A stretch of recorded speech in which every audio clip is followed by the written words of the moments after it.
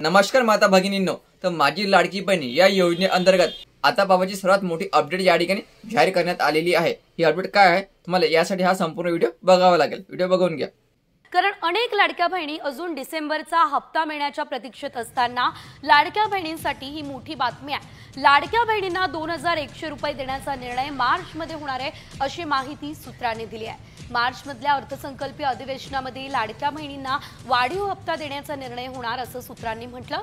तर लाडक्या बहिणींच्या खात्यात ऑगस्टचे पैसे जमा झाले, त्यानंतर सप्टेंबर, ऑक्टोबर आणि नोव्हेंबरचे हप्ते एकाच वेळी जमा करण्यात आलेत आणि आता डिसेंबरचा हप्ता कधी जमा करायचा याचा निर्णय कॅबिनेटमध्ये होणार असल्याचं देखील कळतंय। मात्र जर आधार जोडणी नसेल तर अर्ज रद्द होणार आहे। तर विशेष म्हणजे फडणवीस सरकारने हिवाळी अधिवेशनात लाडकी बहीण योजनेसाठी 1400 कोटी रुपयांच्या तरतुदी केलेल्या आहेत।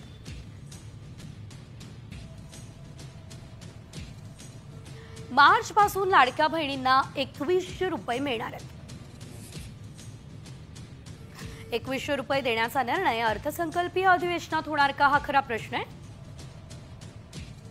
डिसेंबरचा हप्ता कधी द्यायचा याचा निर्णय कॅबिनेटमध्ये होणार आहे। हा व्हिडिओ खूप महत्त्वाचा होता। जास्तीत जास्त महिलांपर्यंत हा व्हिडिओ शेअर करा, लाईक करा। धन्यवाद।